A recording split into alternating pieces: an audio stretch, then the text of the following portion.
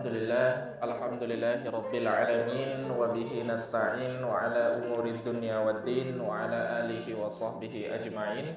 Rabbi shrah li sadri wa yassir li amri wahlul 'uqdatam min lisani yafqahu qawli, amma ba'du.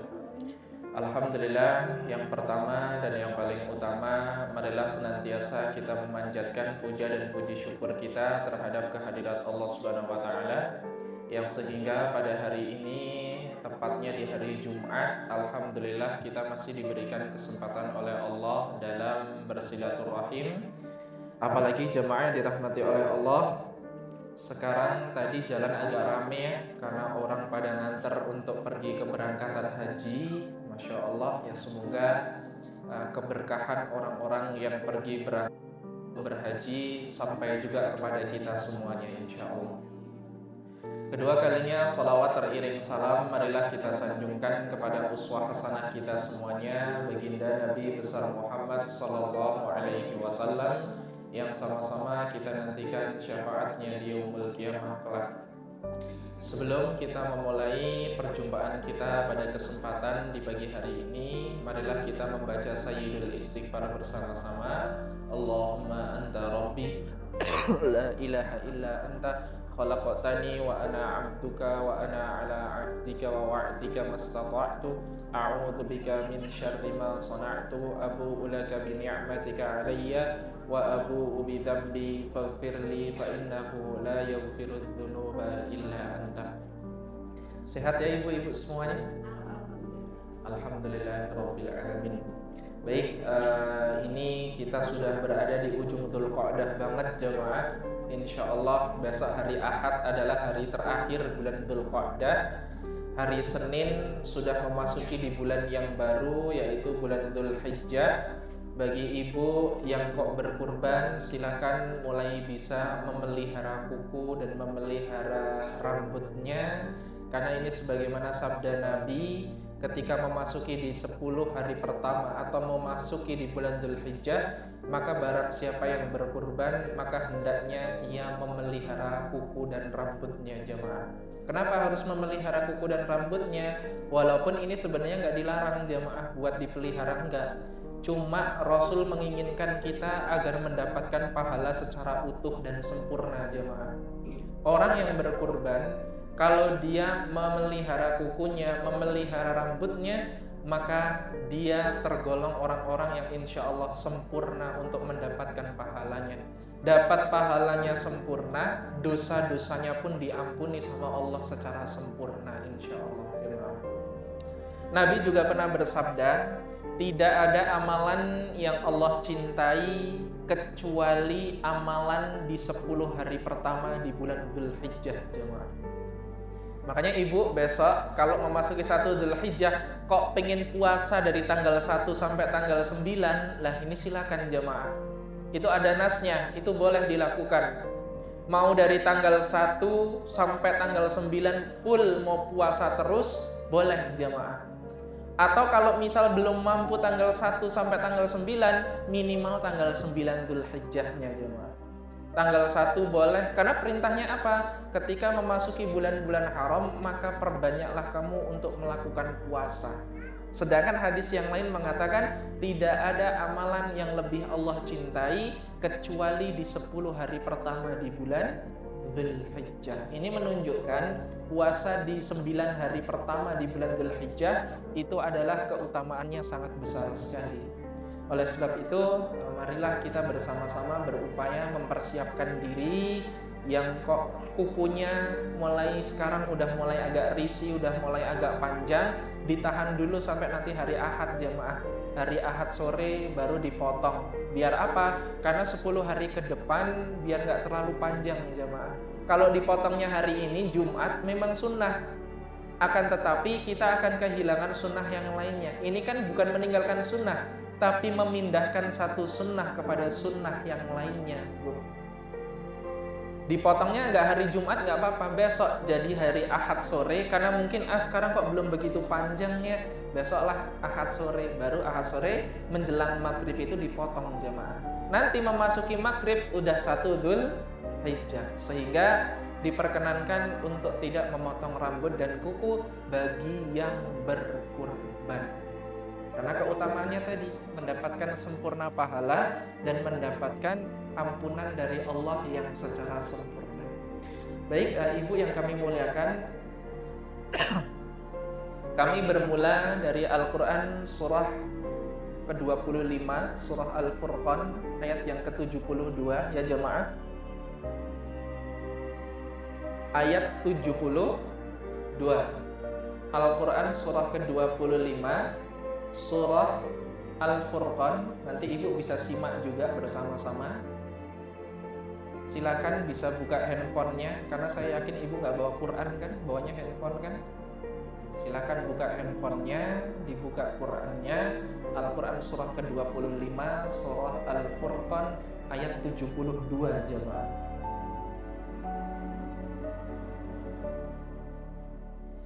A'udzu billahi minasy syaithanir rajim. Wa idza marru bil lagwi marru kirama. Kata Allah Subhanahu wa taala, dan apabila bertemu dengan orang-orang yang mengerjakan perbuatan yang tidak berfaedah, maka mereka lebih memilih untuk menjaga kehormatannya jemaah.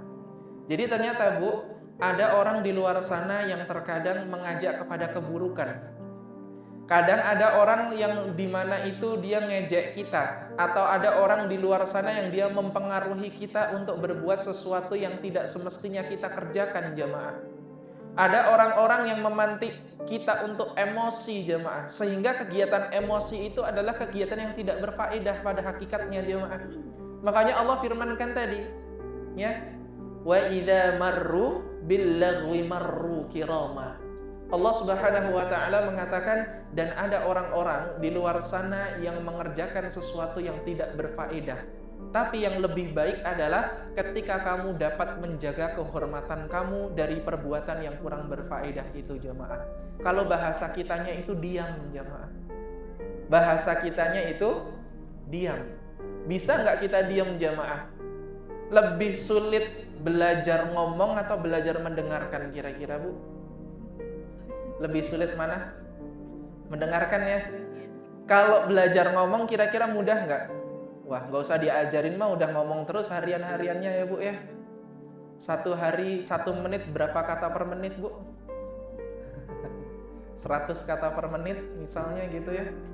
Nah makanya jemaah yang dirahmati oleh Allah, terkadang kita ketika akan ngetik di suatu kolom komentar aja, ada orang-orang yang kayaknya gak suka sama kita. Dia ngasih komentar-komentar yang kurang baik kepada kita, dan kita udah nulis lagi jemaah, udah nulis pengen banget, gatel banget pengen balas komentar itu kan, panas rasanya tuh nggak bisa diem jemaah, pengen banget hawanya ngebales orang itu dengan cara, wah aku harus balas orang ini, aku harus balas orang ini. Padahal jemaah, Allah itu akan respect sama orang-orang yang dia diam jemaah.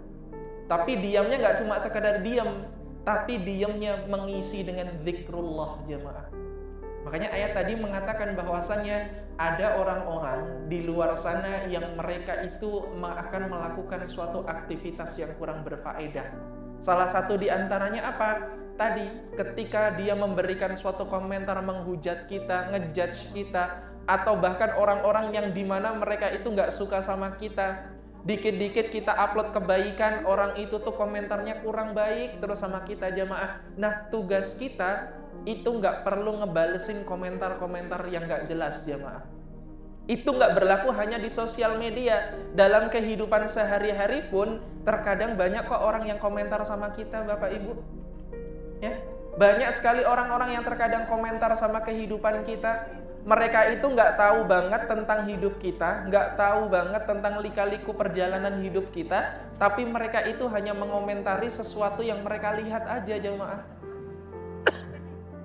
Makanya perintahnya dalam Al-Quran itu, wa idza marru bil lagwi marru kirama. maka jagalah kehormatan kalian, jangan mengotori mulut kalian, jangan mengotori hati kalian dengan sesuatu yang tidak berfaedah itu jamaah. Dalam artian bahasa kita itu diam. Ternyata diam itu nggak selamanya buruk kok Bu. Diam itu justru bisa memunculkan suatu titik keajaiban apabila diamnya diisi dengan zikrullah jamaah. Makanya tugas kita itu udah diam aja. Dihina-hina, diam jemaah. Ya. Dihina-hina, saya diam gitu ya jemaah. Ya. Dicaci-caci, saya diam. Tapi pada hari ini saya akan lawan. Bukan yang itu ya jemaah ya. Bukan yang itu. Tapi sesuatu diamnya seseorang itu adalah itu bentuk dari ketawakalan jemaah. Nanti saya akan bawakan sebagian cerita tentang kisah diamnya seseorang di dalam Al-Quran yang mampu memunculkan satu titik keajaiban jemaah. Tapi pada hakikatnya diam itu adalah bukan suatu keburukan jemaah. Terkadang diam itu adalah suatu bentuk realitas yang harus kita lakukan, karena diam itu adalah bagian dari memberikan perhatiannya Allah Subhanahu wa taala. Itu diam jemaah. Karena terkadang kalau kita diam, Allah tuh lebih respect sama kita, lebih peduli, lebih tertarik sama orang-orang yang diam. Tapi kalau orang itu udah cerewet, orang itu udah banyak ngomongnya, kadang kalau kita ingin membela diri jemaah, terkadang pembelaan diri kita itu kurang benar. Lagi membela diri kadang nyakitin orang, lagi membela diri kadang harus berbohong gitu ya Bu ya. Sehingga pembelaan diri itu tidak dibenarkan sama Allah. Tadinya Allah udah mau respect sama kita, udah mau peduli sama kita, tapi karena kita nggak bisa diam jemaah, Allah nggak jadi respect sama kita, Allah nggak jadi peduli sama kita, Allah nggak jadi care sama kita. Makanya Allah perintahkan kita, wa idza marru bil lagwi marru kirama. Wahai manusia, silakan kalau ada orang-orang yang berbuat sesuatu yang tidak berfaedah, maka jagalah kehormatan kalian dari hal-hal yang tidak berfaedah itu. 2 pekan yang lalu kita belajar jemaah, wa atiiullaha wa atiiur rasul wahdharu. Taatilah Allah, taatilah Rasul, dan berhati-hatilah.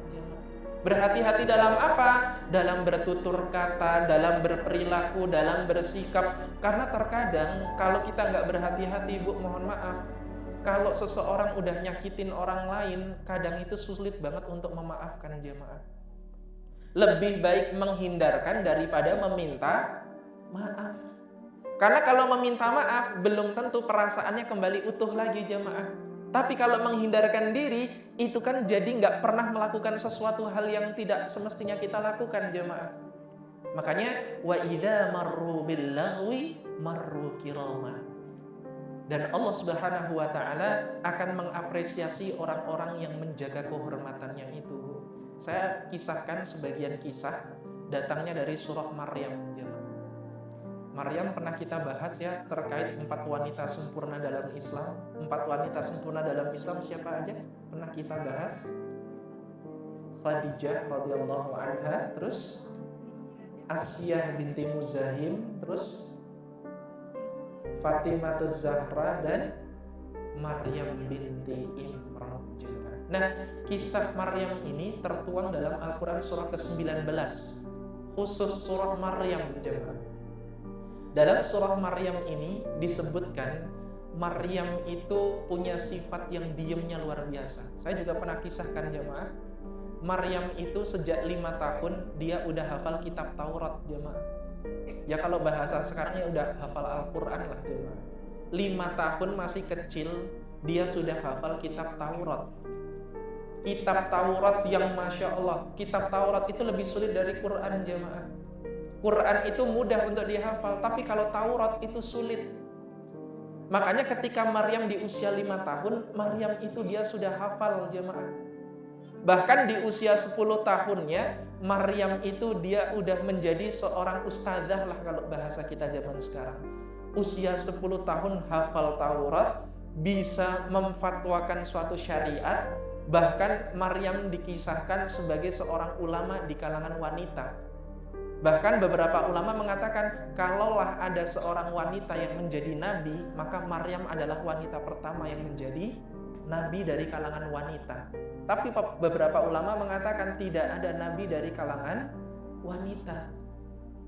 Makanya ketika di Maryam di usia yang ke-10 tahun itu, dengan keahlian yang sangat luar biasa, ahli dalam berdebat, ahli dalam masalah keilmuan, Maryam itu ilmunya keren banget jemaah. Makanya udah seorang wanita, apalagi berilmu, sulitlah untuk didebat jemaah. Kadang wanita, mohon maaf, yang gak berilmu aja didebat sulit kan ya Bu ya. Apalagi ini orang berilmu, dan ini adalah seorang wanita, dan dia adalah wanita yang salihah, cerdas banget jemaah. Makanya suatu ketika Zakaria, pamannya pun pernah tanya kepada Maryam, Maryam, ini maksud ayat ini gimana Maryam? Dijelasin sama Maryam. Bayangkan, Zakaria seorang nabi jemaah, malah tanya kepada Maryam, maksud dari kitab Taurat dari setiap ayatnya itu apa? Ada itu riwayatnya jemaah. Suatu ketika Maryam ini di usia yang sudah beranjak dewasa, Maryam itu punya kebiasaan untuk selalu berdoa di mihrab jemaah. Mihrab itu apa? Tempat untuk mendekatkan diri kepada Allah di rumah. Ya kalau bahasa kita musola lah jemaah. Ibu punya musola di rumah Bu? Ada musola di rumah? Kalau enggak, atau mungkin di kamar tapi di bagian pojok. Silakan bentangkan satu sajadah. Di situ tempat itu khusus untuk mendekatkan diri sama Allah. Itu namanya mihrab jemaah. Untuk sholat, untuk zikir, untuk baca Quran, untuk belajar, ya. Dan tempat itu nggak dicampur-campur. Lah Maryam itu punya kebiasaan setiap hari pasti dia akan berada di mihrabnya untuk berdoa sama Allah Subhanahu wa taala. Ya Allah, tolong ya Allah berikan hamba kebaikan. Ya Allah, tolong berikan hamba nikmat. Bahkan dalam Al-Qur'an disebutkan sesuatu yang terkadang orang itu nggak punya, tapi Maryam itu bisa punya, Bu. Bukan musim mangga, tapi kok buah mangganya kok banyak banget di tempat itu, berarti istimewa. Nah itulah yang dialami Maryam.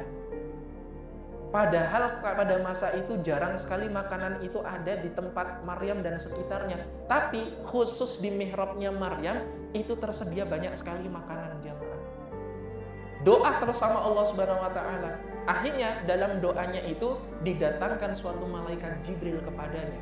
Fatamatsala laha basharan sawiyya. Jibril mendatangi Maryam dengan kondisi bentuk manusia jemaah.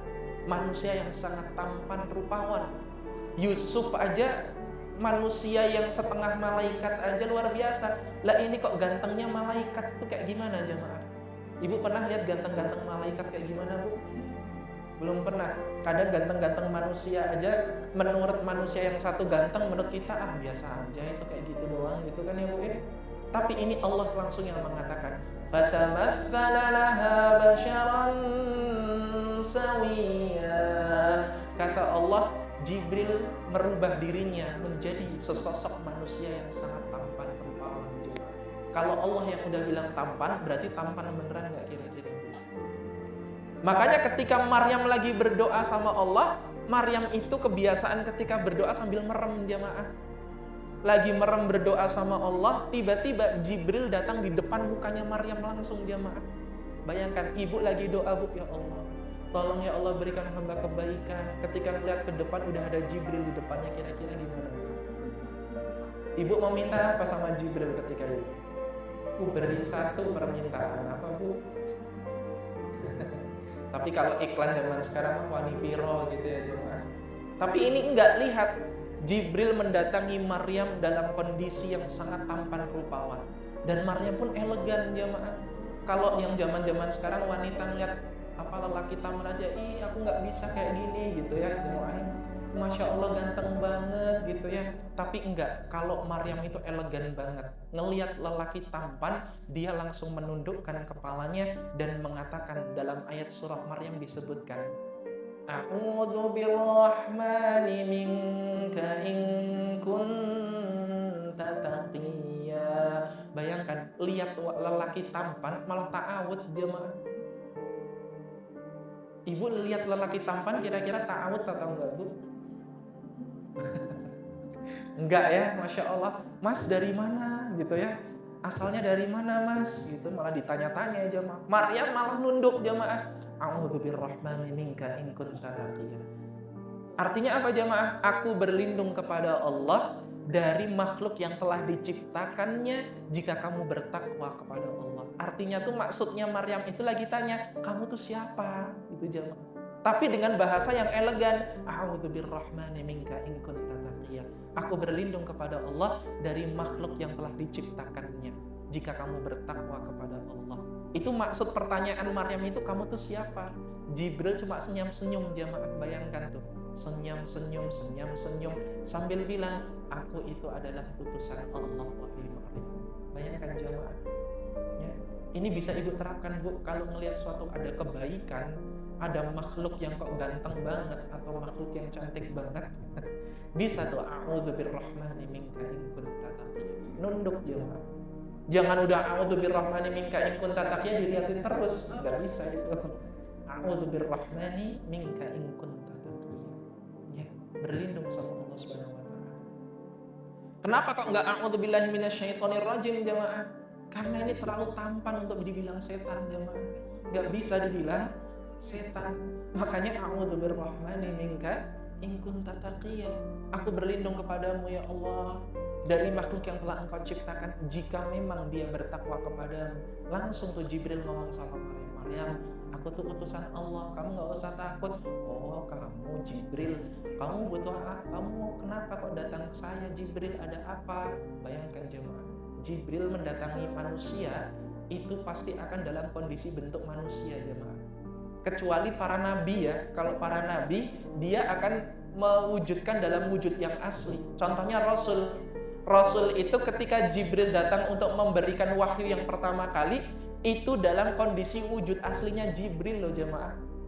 Ketika di Gua Hiro itu kan, keluar dari Gua Hiro ada yang manggil-manggil Muhammad, Muhammad. Dilihat kanan nggak ada orang, dilihat kiri nggak ada orang, dilihat ke belakang sama nggak ada orang, tapi kok ada yang manggil-manggil jemaah. Ibu keluar ini ke jalan raya jam 1 malam, ada yang manggil-manggil nama ibu. Nengok nggak kira-kira bu? Lari. Lah ini sama jemaah. Ketika Rasul melihat ke langit, betapa terkejutnya ada muka Jibril yang memenuhi langit itu jemaah. Takut Rasul sangat ketakutan. Seorang nabi Rasul aja takut jemaah, apalagi kita. Makanya ketika Jibril menjumpai Maryam dalam wujud manusia jemaah, ketika dalam wujud manusia itu, maka Jibril ngomong sama Maryam, Maryam, aku datang kemari diutus sama Allah untuk memberikan informasi kepadamu. Apa itu Jibril? Kamu itu akan dikaruniai seorang anak wahai Maryam. Aku akan dikaruniai seorang anak. Gimana bisa? Kan aku gak pernah disentuh oleh lelaki manapun. Kok bisa aku bisa punya seorang keturunan? Dari mana asalnya Jibril? Maka Jibril pun mengatakan, itu adalah kuasa dari Allah Subhanahu wa ta'ala. Bagaimana nanti kata Bani Israel Jibril, sedangkan mereka itu, mohon maaf bu, Bani Israel itu punya kebiasaan setiap kali ada satu berita, satu informasi, pasti langsung nyebar di hari itu juga jemaah. Jadi Bani Israel itu orangnya ahli ghibah jemaah. Baru ngomong satu, udah langsung nyebar kemana-mana. Makanya hati-hati ya ibu yang suka ghibah ya ibu ya. Jangan-jangan Bani Israel. Jemaah dirahmati oleh Allah. Makanya ketika Maryam sangat ketakutan, takutnya Maryam itu bukan ketika dikasih seorang anak, tapi kata-kata kalimat Bani Israel yang terkadang itu nggak enak banget di telinga kita jemaah. Wow, Bani Israel ketika tahu nanti jemaah Maryam udah mulai mengandung, apa yang dilakukan Bani Israel? Melempari Maryam dengan batu, dengan kayu. Maryam, kamu tuh gimana sih? Kamu seorang pezina, kamu seorang ini. Padahal ayah kamu itu orang yang baik, ibu kamu orang yang baik. Kenapa kamu berzina? Kamu kenapa kok mau-maunya punya anak tanpa ada ikatan yang sah? Oh, langsung dicaci, dimaki jemaah. Datang Jibril kembali menemui Maryam. Maryam, kamu diperintahkan oleh Allah untuk pergi dari tempat itu. Kamu mengasingkan diri aja sana ke tempat suatu perbukitan. Ini menandakan jemaah, Maryam itu gak diperintahkan untuk membela diri jemaah. Bahkan kalau misal Jibril suruh bela Maryam itu bisa banget jamaah. Kalau Allah memerintahkan Jibril buat ngebelain Maryam, itu bisa banget. Tapi perintahnya Allah kepada Jibril, Jibril jangan bela Maryam. Bukan bela Maryam jamaah, tapi perintah Allah kepada Jibril itu, Jibril tolong bilang ke Maryam, sana, Maryam suruh mengasingkan diri, suruh diem. Nggak usah terlalu banyak menanggapi apa yang telah dibicarakan oleh orang-orang di sekitar. Dan ini bukti bahwasanya Maryam itu disuruh buat diem jemaah. Padahal tadi saya sudah mengatakan Maryam itu ahli Taurat. Kalau untuk berdebat itu juaranya lah pokoknya jemaah. Orangnya cerdas banget. Kalau mau adu argumen sama Bani Israel, mungkin Maryam tetap menang jemaah. Tapi Allah tetap perintahkan Maryam itu, Maryam kamu diem, kamu mengasingkan diri aja. Gak usah kamu menanggapi kata-kata orang yang sekiranya kok tidak sesuai dengan ekspektasinya. Akhirnya apa?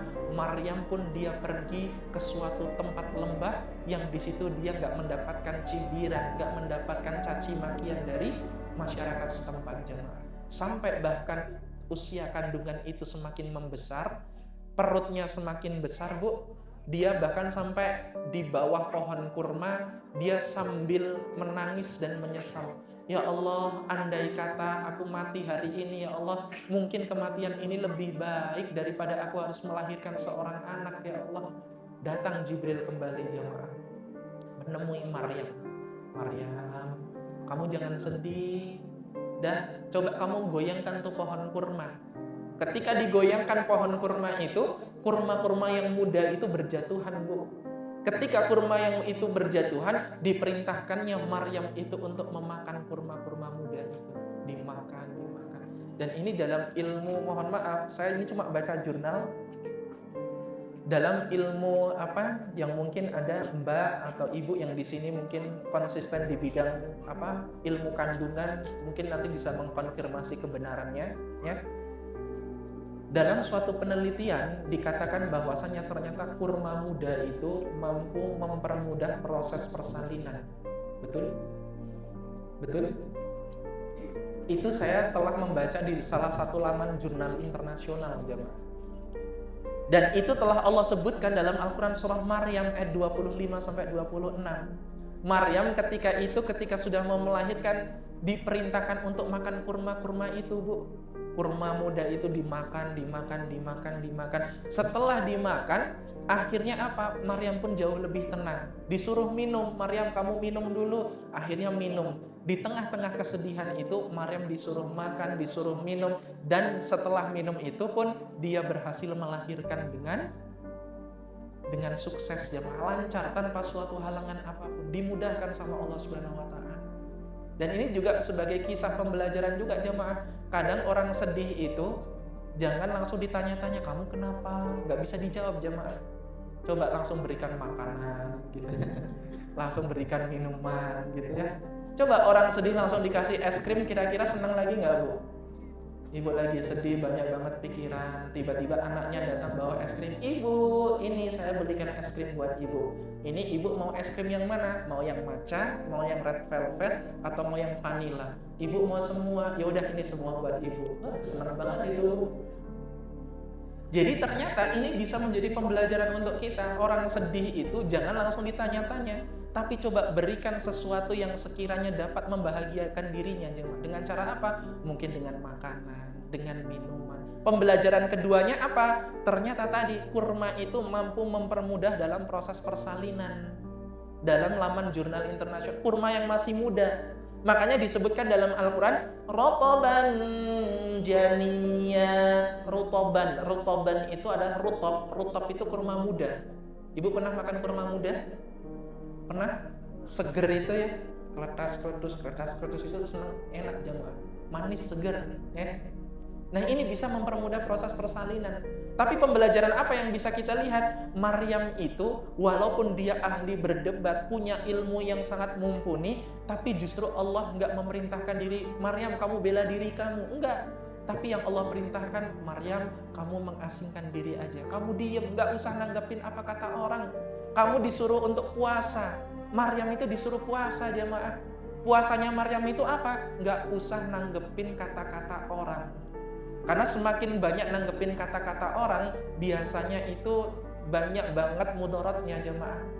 Tadi kadang malah jadi nyakitin perasaan orang itu kan. Kadang malah kita harus berbohong dengan mengklarifikasi sesuatu yang tidak seharusnya. Nah ini, makanya kadang Allah itu mau respect, tapi nggak jadi respect sama kita, cuma gara-gara kita tuh nggak bisa diem jemaah. Tadi ibu sendiri yang menjawab, lebih sulit berbicara atau lebih sulit mendengarkan? Lebih sulit diam atau berbicara, Bu? Diam. Ya. Bahkan dalam Al-Quran surah An-Nisa pun disebutkan nanti ayat 24, ibu bisa cek sendiri. Seorang wanita, sependiam-pendiamnya seorang wanita, Bu, kalau udah ketemu sama temannya nggak bisa diam. Udah mau, ya Allah saya pengen mau jadi wanita yang paling anggun di dunia hari ini gitu kan. Kalau udah ketemu sama temannya, Jeng kamu dari mana gitu, oh Masya Allah saya mah dari, nggak jadi diam dia mah, ya nggak jadi diam. Sependiam-pendiamnya seorang wanita itu secerewetnya seorang lelaki jemaah. Bisa jadi, walaupun nggak semua. Ada juga wanita yang dia gitu kan, suka banget dia diam-diam menghanyutkan lah pokoknya gitu ya. Nah jemaah, Maryam itu kayak gitu, disuruh buat diam, walaupun dia punya wawasan, punya bahan buat ngedebatin orang-orang yang ada di sekitar. Tapi Allah perintahkan, udah Maryam kamu diam aja, nggak usah nanggepin. Walaupun kamu sepintar apapun, kamu punya bahan yang banyak buat argumentasi, adu argumen sama orang-orang Bani Israel, nggak usah ditanggepin, kamu diam aja. Akhirnya apa jemaah? Maryam pun diam, seraya membawa bayi itu ketika sudah dilahirkan, datang kembali ke Baitul Maqdis jemaah. Sampai di gerbang pintu Baitul Maqdis, semua Bani Israel sudah menanti di gerbang itu dengan batu, kayu, dan berbagai hal yang bisa dilemparkan kepada Maryam. Maryam, kamu itu pezina, kamu itu seorang pelacur, kamu tuh kasihan banget sih nggak ditanggungjawabin sama lelaki kamu, dilemparin batu itu terus, lempar terus. Maryam dengan sedih karena masih diperintahkan sama Allah untuk diam, akhirnya dia pun tetap diam jemaah. Malah Maryam bilang sama Bani Israel, kamu nggak usah ngomong sama saya udah males nanggepin kalian semuanya. Coba kalian ngomong sama bayiku aja nih, silakan sana ngomong. Apa kata Bani Israel? Wah, Maryam sekarang jadi gila ya, gara-gara ditinggal sama laki-lakinya, sampai sekarang dia jadi gila, kita disuruh ngomong sama anak bayinya. Seketika datang wahyu dari Allah, akhirnya bayi itu bisa berbicara. Wahai Bani Israel, saya itu adalah Isa bin Maryam. Saya ini adalah Isa putranya Maryam.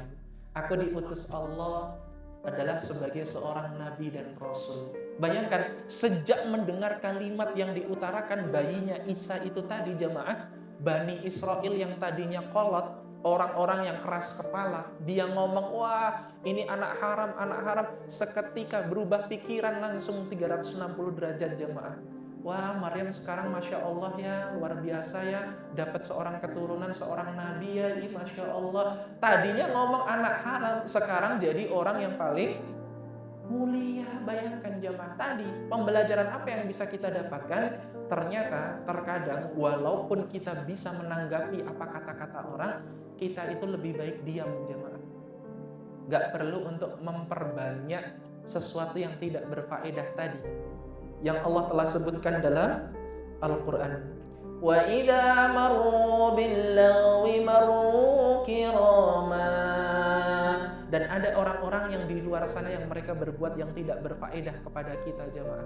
Makanya kalau kita menanggapi perbuatan yang tidak berfaedah, berarti sama kita kayak orang yang nggak berfaedah jemaah. Makanya untuk menanggapi sesuatu yang tidak berfaedah, kata Allah, yaitu tetap menjaga kehormatan kita jemaah. Tidak mengotori tangan kita dengan ngetik-ngetik yang gak jelas ya. Kadang kan gitu ya Bu, kita udah mau ngebalesin komentar udah panjang banget, tapi ingat, ini baik gak ya, dihapus lagi semua jemaah, gak jadi dikirim. Gitu ya. Kenapa? Karena mungkin itu adalah respon iman jemaah. Wah gak usah lah, ngapain juga aku nanggepin kayak gini gitu kan. Ada orang yang nyindir-nyindir kita lewat statusnya gitu kan, lewat ceramah ustadz di-share di status gitu kan. Banyak yang seperti itu jemaah. Tapi kita cuma disuruh sama Allah, udah gak usah ditanggepin, dia akan capek sendiri jemaah. Kalau kamu mencintai Allah, maka tinggalkan hal-hal yang tidak berfaedah semacam itu. Karena mencintai Allah itu sulit jemaah. Apalagi mencintai Allah tanpa tapi, itu sulit banget. Kadang kan kalau kita ingin mencintai Allah kan ada tapinya kan, tapi nanti tolong selesaikan beban hidup saya ya Allah. Ada tapinya jemaah. Mau doa sama Allah, coba bayangkan jemaah. Ya, kadang ada tapinya tuh. Ya Allah, saya mau puasa Ramadan ya Allah, tapi pahalanya disempurnakan ya Allah selama 1 bulannya ya Allah. Kan ada tapinya kan ya jemaah. Walaupun nggak apa-apa, boleh-boleh saja kita berharap untuk mendapatkan pahala yang besar, itu boleh. Tapi kan itu menunjukkan kita kan mencintai Allah, berarti ada tapinya kan jemaah.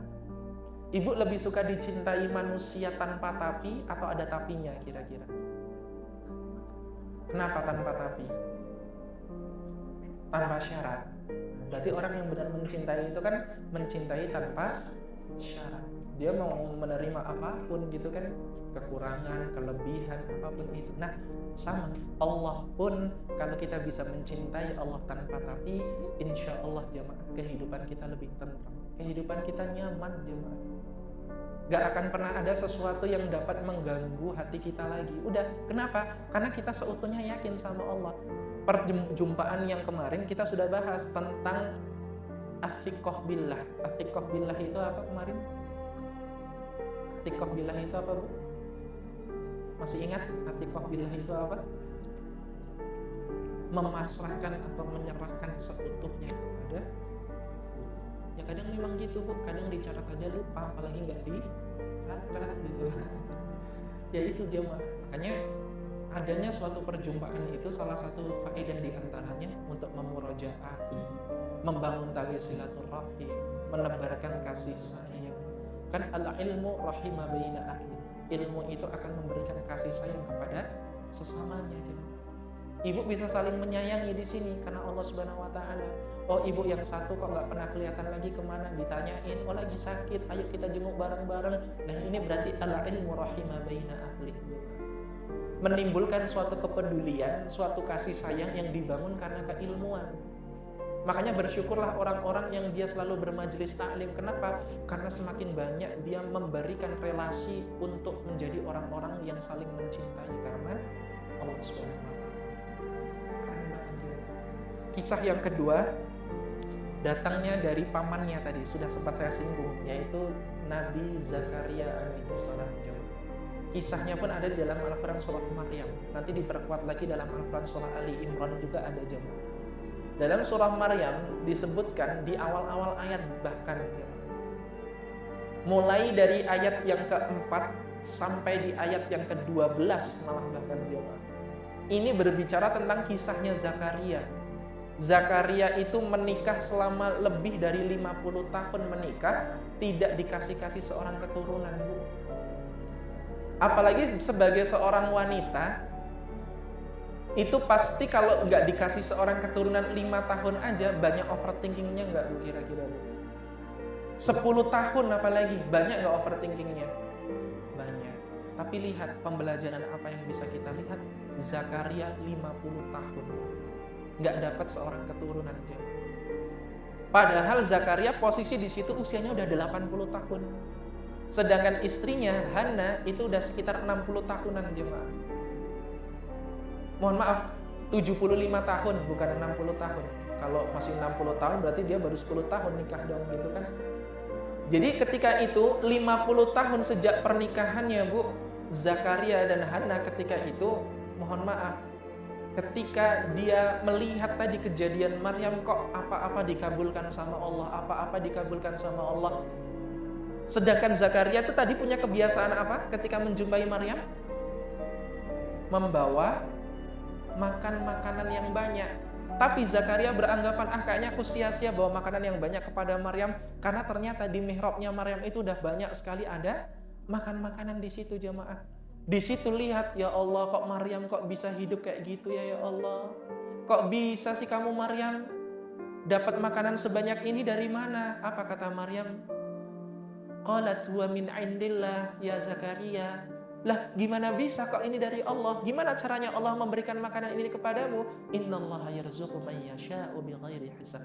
Sesungguhnya Allah itu maha kuasa kepada siapapun yang dikehendaki rezeki atasnya. Seketika Zakaria langsung naruh makanan itu, lari pulang ke rumahnya jemaah. Ngapain? dia ke mihrabnya dan berdoa sama Allah Subhanahu wa taala. Ya Allah, 50 tahun hamba menanti seorang keturunan, kok hamba nggak diberikan keturunan, ya Allah, gimana ya Allah. Bahkan seorang Zakaria pun dia sampai overthinking jemaah. Bisa nggak ya Allah aku punya anak ya Allah. 80 tahun di usia 80 tahun jemaah, 50 tahun sejak pernikahannya masih nggak punya satu pun seorang keturunan. Akhirnya di situ Allah mengijabah doa-doanya Zakaria. Dengan cara apa jemaah? Zakaria akan dikaruniai seorang anak dan dikasih nama langsung sama Allah. Namanya Yahya alaihis ismuhu Yahya. Makanya ketika itu Zakaria nggak percaya, ya Allah apakah benar aku akan diberikan seorang keturunan? Coba kalau memang aku memang benar akan diberikan seorang keturunan, ya Allah tolong berikan aku tanda ya Allah. Akhirnya Allah pun memberikan tanda jemaah. Apa tandanya? 3 hari 3 malam nggak bisa ngomong jemaah. Artinya apa? Diam. Tadi ini sama kisah yang kayak diam tadi. Cuma ini dalam ritme yang berbeda dan kisah yang berbeda. Akhirnya Zakaria pun diam, nggak bisa ngomong selama 3 hari 3 malam. Para ahli tafsir mengatakan Zakaria itu nggak sakit, tenggorokan nggak sakit, nggak serak, tapi dia nggak bisa ngomong jamaah. Tapi dia bisanya cuma zikir aja sama Allah, subhanallah, alhamdulillah, wala ilaha illallah, wallahu akbar. Yang bisa diutarakan Zakaria itu cuma itu jamaah. Tapi kalau ditanya sama orang, Zakaria gimana kabarmu? Subhanallah. Sekarang kamu lagi sama siapa? Alhamdulillah. Jadi jawabannya itu selalu kalimat zikir jemaah. Nggak bisa ngejawab tanggapan orang. 3 hari berlalu, akhirnya benar jemaah. Istrinya pun hamil, bayangkan jemaah. Makanya ibu kalau tiba-tiba kok 3 hari bad mood gitu, bisa jadi ibu lagi hamil tuh bu. Ya Allahu a'lam bissawab ya. Tapi ini menunjukkan kisah ini adalah kisah yang sangat luar biasa. Kisah di mana pembelajaran ternyata Allah itu akan membela orang-orang yang dengan diamnya itu mengisi dengan zikir tadi jemaah. Nggak terlalu menanggapi apa kata orang, nggak terlalu banyak dia tuh menanggapi kalimat-kalimat yang tidak berfaedah dari orang, tapi yang dia lakukan itu hanya ya Allah, bismillah ya Allah, aku hanya memasrahkan ini semua kepadamu ya Allah. Athiqah billah jemaah. Pasrah, yakin sama Allah. Nggak apa-apa, mungkin Allah tuh lagi merencanakan sesuatu yang indah untuk kita, merencanakan sesuatu yang terkadang itu di luar ekspektasi kita jemaah. Bahkan lebih indah daripada apa yang kita bayangkan. Karena Allah itu terkadang menunda sesuatu itu bukan karena Allah tuh nggak ingin memberikan, tapi Allah itu sedang mengindahkan sesuatu yang lebih indah daripada yang sebelumnya jemaah. Jadi lagi menyempurnakan keindahan itu, Bu. Harusnya ibu minta, ya Allah kasih 10 juta hari ini ya Allah, nggak dikabulkan. Kenapa jamaah? Karena mungkin Allah pengen ngabulinya 100 juta buat ibu. Kapan? Ya entah kapan jamaah. Ya mungkin 100 juta dicicil gitu ya bu ya sama Allah. Mungkin 500 ribu setiap bulan. Ya kan di total aja sampai beberapa tahun jadi 100 juta kan? Nah iya makanya sama. Ya terkadang kita itu kalau mau memikirkan sesuatu yang Allah ngabulin sama kita, itu kadang pengennya instan jamaah. Harus pokoknya harus. Padahal dalam cara Allah untuk mengabulkan itu berbeda-beda jemaah. Kadang harus bertahap, kadang nunda dulu, kadang Allah ngelihat kita, kalau kita kok langsung dikabulin di waktu itu, bisa nggak kita melakukan itu? Bisa nggak? Oh ternyata belum bisa, makanya Allah nggak kabulkan jemaah. Kenapa Allah nggak mengabulkan langsung kita jadi orang kaya raya? Karena mungkin kalau jadi kaya raya langsung mendadak jamaah, oh kita langsung istidraj nanti jamaah. Sombong dengan harta kita, harta yang kita miliki, wah langsung nggak mau ngaji lagi jamaah, bayangkan. Ya, kalau udah kaya lah nggak usah ngaji lagi lah, buat kajian aja di rumah. Ya ini jamaah dirahmati oleh Allah. Makanya hati-hati, ya.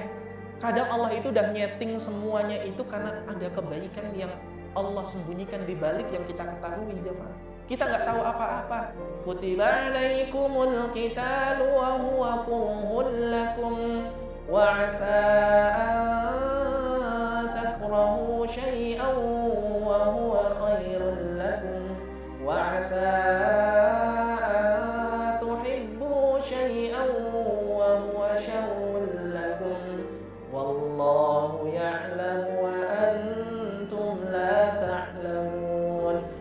boleh jadi menurut kita itu adalah sesuatu yang baik, tapi belum tentu menurut Allah itu baik. Tapi boleh jadi menurut kita itu adalah sesuatu yang tidak baik, tapi menurut Allah justru itu yang terbaik, Bu. Dan Allah menutup kalimat ayat ini dengan wallahu ya'lam wa antum la ta'lamun. Dan sungguh Allah itu lebih mengetahui dari apa yang kalian tidak ketahui. Makanya Allah tuh nyindir kita dalam ayat ini, jamaah. Kalian itu jangan sok tahu kalau kalian belum dikabulkan doanya, jangan langsung ngeluh, jangan langsung nyalahin Allah. Tapi coba kamu sadari dulu, kamu udah mampu belum ketika Allah mengabulkan itu kepada kalian. Jadi itu jamaah. Allah itu kadang pengen ngabulin kita itu sesuai dengan kebutuhan kita, bukan sesuai dengan apa yang kita inginkan. Walaupun syukur-syukur apa yang kita butuhkan dan apa yang kita inginkan. Walaupun itu jarang jamaah. Kalau kadang itu yang kita butuhkan, kadang nggak dikabulin dulu gitu ya Bu ya. Kenapa? Karena Allah pengen tahu kita tuh usahanya maksimal atau enggak untuk mendapatkan itu. Allah pengen ngelihat usaha kita, Allah ingin melihat kesungguhan kita, Allah pengen ngelihat doa-doa kita. Karena kalau dikabulin langsung di hari itu, boleh jadi besok dia udah nggak doa itu lagi jamaah. Makanya Allah cobalah, udahlah, ayo coba doa lagi sama aku, doa lagi cepat, doa lagi. Allah tuh cuma pengen kayak gitu jamaah. Kadang diulur-ulur waktunya dulu. Tujuannya apa? Biar Allah itu selalu dekat sama orang-orang itu tadi terus ya. Karena kalau langsung dikabulin di waktu itu juga, terkadang dia lupa terhadap nikmat Allah. Dan ini yang Allah sampaikan juga jamaah dalam Al-Quran surah Yunus. Dikatakan terkadang manusia itu ketika dia dalam kondisi yang paling sulit, dia akan kembali kepada Allah jamaah. Tapi kalau kesulitan itu sudah dicabut sama Allah, dia akan melupakan Allah Subhanahu wa Ta'ala. Dan itu terbukti atau tidak, Bu? Terbukti, ya. Kebanyakan orang sekarang itu kalau lagi dikasih sulit larinya sama Allah. Tapi kalau udah dikasih kemudahan, sulitnya diambil sama Allah, Allahnya udah dilupakan gitu aja, Bu. Ibu mau nggak jadi pelarian kayak gitu, Bu? Mau nggak jadi pelampiasan kayak gitu, Bu? Nggak mau kan? Tapi Allah itu dengan segala kemurahannya, segala kasih sayangnya, walaupun di seperti itu kan gak tersinggung sama sekali jemaah. Justru Allah senang ketika seseorang itu lagi susah, tapi yang diminta itu mintanya sama Allah. Itu senang banget jemaah. Walaupun kadang nanti lupa lagi. Kadang kalau udah lupa, Allah kasih musibah. Kenapa? Karena dengan musibah itu bisa mengingatkan kembali kepada Allah Subhanahu wa Ta'ala. Coba, mohon maaf Bu, ada orang yang gak pernah zikir sama Allah, gak pernah ibadah sama Allah, tapi kadang Allah itu harus memaksa dengan suatu keadaan biar dia zikir sama Allah. Dengan cara apa jamaah? Awalnya gak pernah sholat, tiba-tiba jatuh retak tulangnya. Akhirnya apa jamaah? Kalimat yang pertama, astagfirullah ya Allah, ampuni hamba ya Allah, ampuni hamba ya Allah, astagfirullah. Kenapa jamaah? Allah memaksa seseorang itu yang gak pernah zikir biar zikir aja. Kadang cara Allah kayak gitu, gak langsung kayak ngelihat orang soleh ikut-ikutan soleh. Kadang caranya Allah itu masing-masing jemaah. Ada yang harus jatuh dulu, ada yang harus seperti ini dulu. Tujuannya apa? Buat pembelajaran. Semalam jemaah itu jam 12 malam itu ada kecelakaan di depan Masjid Al-Mansur jemaah. Ya, di depan Masjid Al-Mansur ada yang meninggal dunia. Ada juga yang kedengaran lah kalau dari tempat saya aja, kedengaran banget ambulan lalu lalang gitu. Ternyata setelah dilihat jemaah dirahmati oleh Allah, wah saya nggak bisa ngomong, nanti kebenet sama TikTok di sini. Ya itu pokoknya keluar cairan merah yang sangat banyak dan satu di antaranya meninggal dunia dan yang satunya itu patah tulang jemaah. Tapi lihat, sebagai orang yang mohon maaf, yang patah tulang ini pasti dia akan mengambil hikmah di balik itu semua jemaah. Karena konon dari ceritanya itu dia itu diceritain itu orang itu baru pulang dari biliar jemaah. Jam 12 malam. Berarti itu kegiatan berfaedah atau tidak? Anfaedah. Baru pulang dari suatu aktivitas yang tidak berfaedah, yang mungkin hiburannya oke lah hiburan, tapi kan ngapain sampai malam, bahkan sampai lupa waktu juga. Kan itu bisa jadi pembelajaran jamaah. Oh ternyata dengan adanya suatu hal yang seperti ini, dia nggak akan mengulangi itu lagi jamaah. Makanya Allah kasih pembelajaran dengan cara apa? Kadang harus kecelakaan dulu.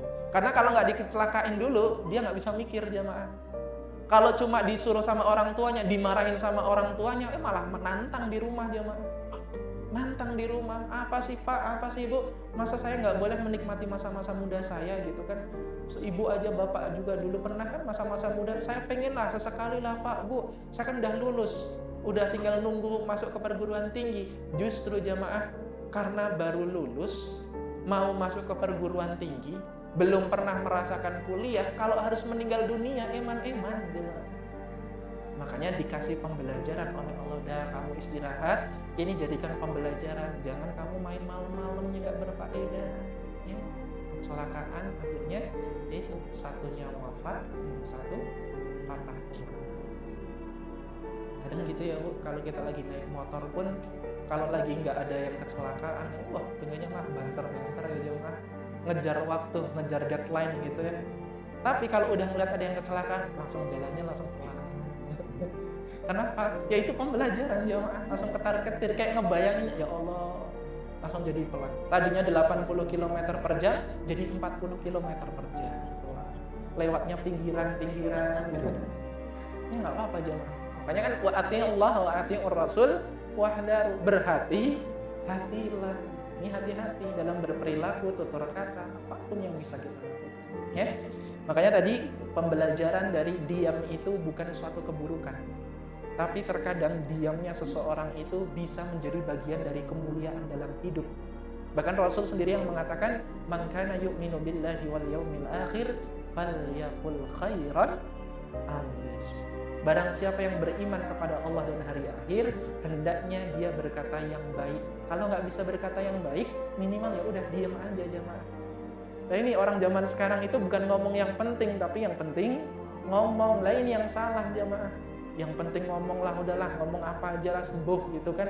Ya jangan jemaah. Harusnya kita harus bisa menyeleksi. Kalau itu nggak baik, nggak ada manfaatnya, ya nggak usah kita omongin ya. Contoh kayak ghibah gitu ya Bu ya. Ghibah bermanfaat nggak Bu? Tapi kenapa seneng banget? Transfer informasi katanya. Masya Allah ya. Tapi ingat ada 6 ghibah yang diperbolehkan. Tapi ini bukan jadi dalil loh ya. Nanti udah tahu 6 ghibah yang dibolehkan, wah ini kan termasuk ini, boleh nggak apa-apa, santai gitu. Saya kasih tahu ada 6 jemaah, 6 ghibah yang dibolehkan. Kata Imam An-Nawawi rahimahullah dalam kitabnya, 6 ghibah yang diperbolehkan. Yang pertama namanya mu'arrifin. Mu'arrifin. Ada Bu Arifin di sini? Nggak ada. Mu'arrifin itu apa? Untuk mengenali suatu identitas. Contoh ya jemaah. Ada seseorang di suatu kampung, misal ini kampung mana berarti ikutnya? Kedeling atau Margorejo sini? Margorejo. Di Margorejo misal ada namanya Pak Bambang. Sedangkan Pak Bambangnya nggak cuma satu, Pak Bambangnya ada 4. Ada orang tanya alamannya Pak Bambang, Bu, tahu nggak alamannya Pak Bambang mana? Pak Bambang yang mana ya? Ya Pak Bambang pokoknya. Lah nama panjangnya siapa? Waduh saya juga nggak tahu nama panjangnya siapa lagi. Kerjanya di mana? Aduh saya juga nggak tahu kerjanya di mana. Intinya saya taunya Pak Bambang aja udah. Tahu nggak rumahnya Pak Bambang? Nggak tahu. Ciri-cirinya gimana? Oh dia mah orangnya agak besar. Oh yang agak besar. Orangnya hitam. Iya hitam. Atas matanya ada andeng-andengnya. Iya itu. Lah ini mu'arrifin jamaah. Ini bukan termasuk ghibah. Ini diperbolehkan dalam rangka untuk mengenali seseorang. Itu boleh Bu. Ya, bukan ghibah. Diperbolehkan itu.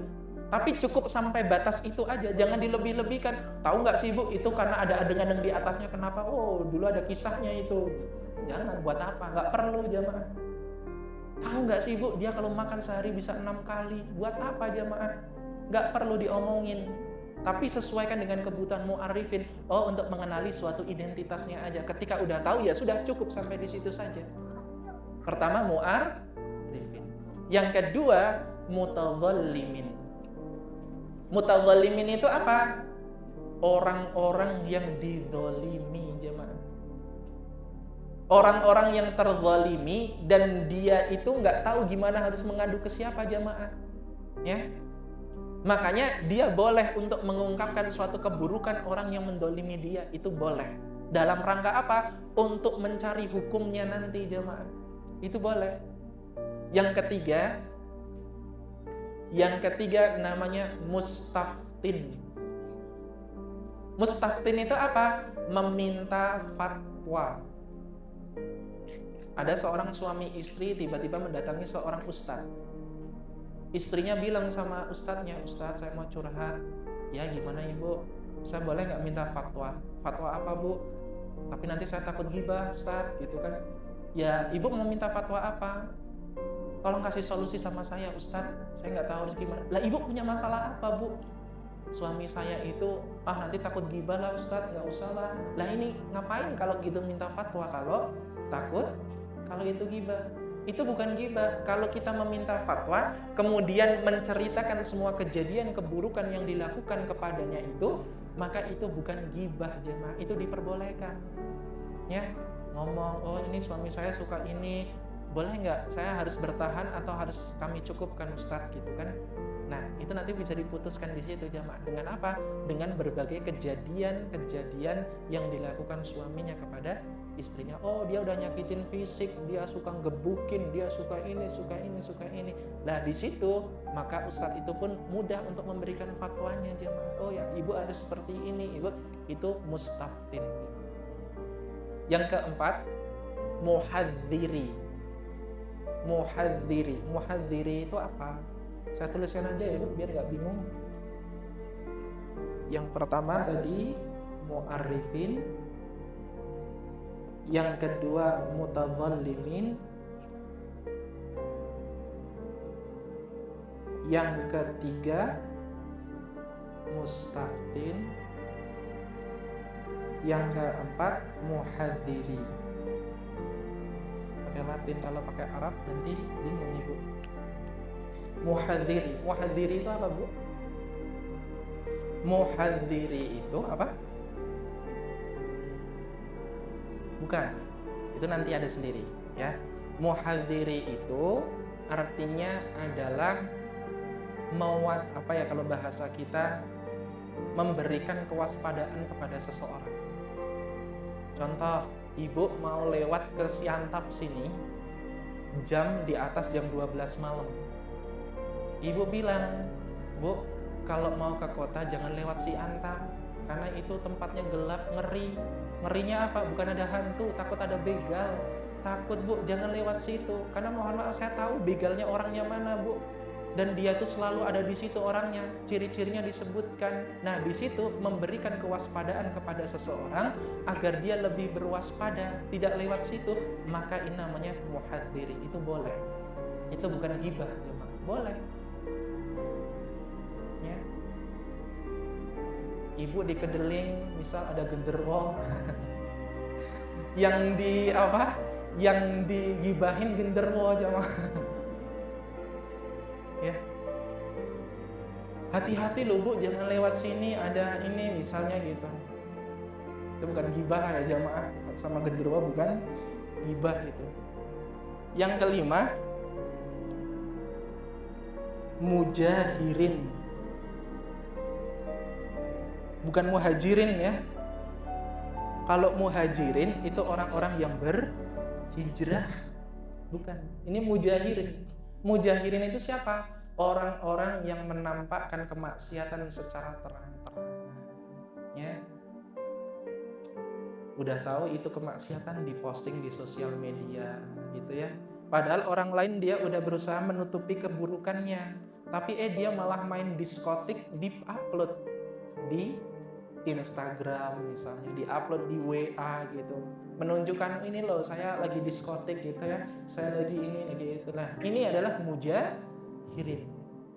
Maka ketika kita membicarakan orang itu, biar kita tidak terjerumus kepada dosa yang sama, maka itu boleh untuk diutarakan jemaah.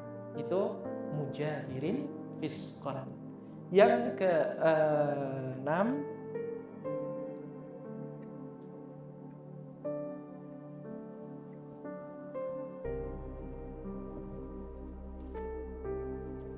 talabal i'anah. Wa man talabal i'anah. Orang-orang yang dia itu orang yang apa ya jemaah? Meminta untuk diadili. Kalau bahasa kita ya apa ya jemaah? Lagi diinterogasi gitu loh jemaah buat memutuskan suatu hukum perkara di kepolisian. Contoh, ini hampir sama kayak mutadzalimin tadi jemaah. Orang-orang yang terzalimi dan orang-orang yang sekiranya dia ini meminta untuk dijauhkan dari kezaliman itu, biar pihak yang berwajib atau berwenang dia bisa tegas menindak itu semuanya, maka nah itu namanya adalah bukan termasuk di antara ghibah jemaah, bukan. Dan ini juga seakar dengan ketika menghindarkan seseorang dari perbuatan keburukan yang tadi jamaah. Contoh ya, ada orang di suatu desa itu, ada suatu desa dan di situ dia satu desa itu begal semua misalnya jamaah. Satu desa itu isinya begal semuanya. Sedangkan kita mewanti-wanti kepada orang itu juga, bilang sama melaporkan kepada polisi, Pak Polisi, itu loh di desa itu ternyata banyak sekali begalnya, bahkan semuanya itu adalah mereka begal, tolong tangkap aja Pak Polisi. Nah ini termasuk di antara yang keenam itu jamaah. Jadi membunuh suatu kemungkaran yang ada pada suatu tempat dengan cara diutarakan masalahnya apa. Kayak tadi contohnya, itu satu kampung itu dia kayak misal begal, atau mungkin dia lagi ada judi sabung ayam misalnya gitu ya Bu. Nah ini berarti salah satu di antara yang topik yang keenam itu ya. Ternyata malah oknumnya malah ikut-ikutan jemaah. Ya ini jadi 6 ghibah yang dibolehkan ya. Tapi jangan dengan demikian langsung kita wah kan itu boleh ghibah kayak gini gitu ya. Enggak, tapi ini cuma sebagai standar batasan. Ketika kalau ada suatu masalah yang darurat yang harus dibahas, maka ini menjadi patokannya, acuannya jemaah ya. Ketika meminta fatwa berarti boleh untuk diutarakan. Ketika ada orang terzalimi boleh untuk diutarakan ya. Kayak contohnya kemarin, mohon maaf, ada seorang syekh dari Mesir, Sam ya, yang dia melakukan suatu hal yang tidak semestinya dilakukan kepada sesama jenisnya itu kan, sama santrinya sendiri kan. Nah ini berarti tergolong yang mana jamaah? Membicarakan dia dalam rangka untuk membasmi suatu keburukan itu. Berarti masuk yang mana? Masuk yang mana? Yang terakhir. Terus ada dia dari 3 sisi ya, yang talabal i'anah iya, muhadziri iya, mutadzalimin iya. Kalau mutadzalimin itu dari si korbannya karena dia yang terzalimi. Kalau yang terakhir itu dari pihak-pihak yang peduli kepada kepada korban-korban sehingga butuh untuk diadili dengan seadil-adilnya. Dan yang muhadziri pembelajaran untuk orang di luar, biar apa? Biar orang lain itu tidak mendekati orang tersebut karena diindikasikan orang tersebut memiliki suatu ketidaknormalan dalam apa ya saya ngomongnya aja Pak. Ya intinya itulah gitu ya, ketidaknormalan diri dalam melakukan sesuatu. Mungkin itu yang dapat saya sampaikan ya Bu ya, karena ini udah jam 10 ya. Wallahu a'lam bishawab. Mungkin saya berikan satu pertanyaan saja, satu kesempatan untuk pertanyaan. Boleh? Assalamualaikum.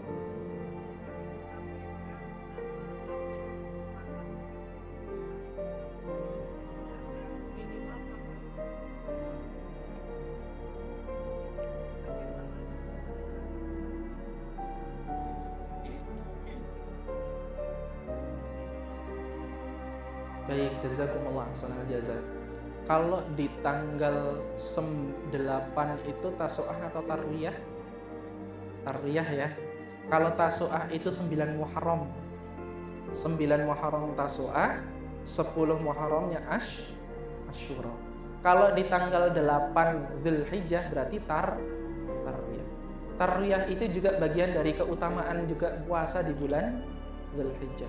Makanya orang yang, kalau saya berikan 3 alternatif, Bu, kalau pengen ngambil yang menyapu bersih semuanya dari tanggal 1 sampai tanggal 9, silakan puasa terus jemaah.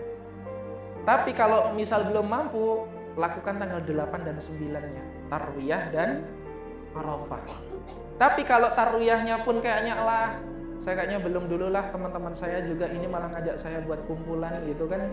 Nah itu ya sudahlah, berarti tanggal 9-nya ya. Itu boleh, Bu. Jadi hukum itu untuk tarwiyah juga ada perintahnya jemaah. Ada perintahnya. Tarwiyah, Arafah silakan lakukan. Yang nggak boleh itu Idul Adha dan 11, 12, 13. Setelah 13 Dzulhijjah atau hari tasyrik, silakan mau puasa lagi ya. Walaupun Dzulhijjah 11, 12, 13 Dzulhijjah itu kan Ayyamul Bid ya. Walaupun Ayyamul Bid, karena itu hari tasyrik, maka tidak boleh untuk berpuasa di hari tersebut. Tapi kalau mau puasa tanggal 14, 15 itu silakan ya. Tapi biasanya orang kalau udah Dzulhijjah, Ayyamul Bidnya tuh libur dulu, Bu. Kenapa? Ngabisin daging. Hari pertama Idul Adha tuh jamaah, ya Allah, masjidnya tuh masih sepi nanti maghrib. Kenapa? Karena baru matengan semua. Ibu, bapak lagi pada ngerikitin tulang-tulang dulu tuh sampai habis gitu kan. Nanti makanya yang azan pun jadi azannya telat, iqomahnya pun agak dipanjangkan. Kenapa? Karena ya itu tadi jemaah, saking lagi menikmati makanan. Ya itu boleh saja, silakan, nggak apa-apa jemaah. Karena itu ya penyemangat juga kan ya Bu ya.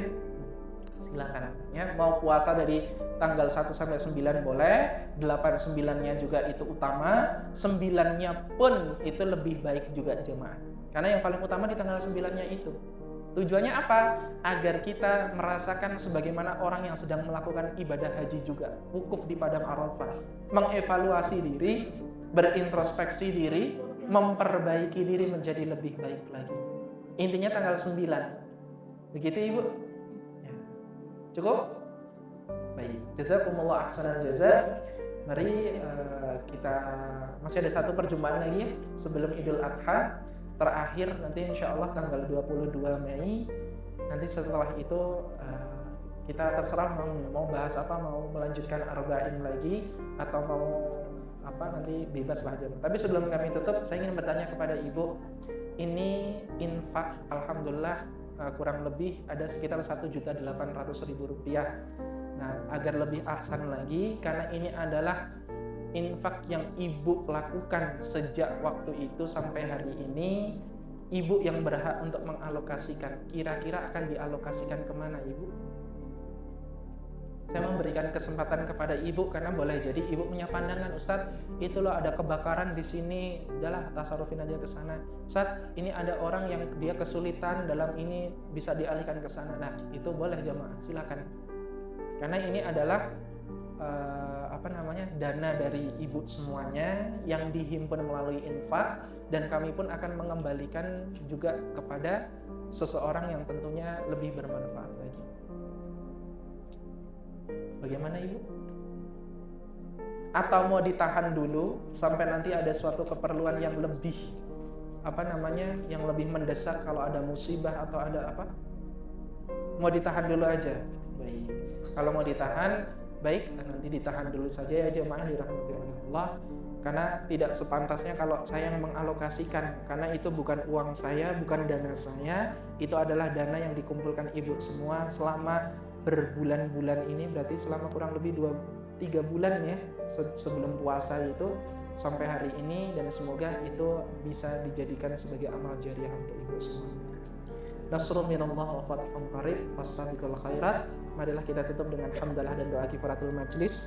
Alhamdulillahirabbil alamin. Subhanakallahumma wa bihamdik, asyhadu an la ilaha illa anta, nastaghfiruka wa natubu ilaik. Billahi hidayah wa bitaufiq. Wassalamualaikum warahmatullahi wabarakatuh.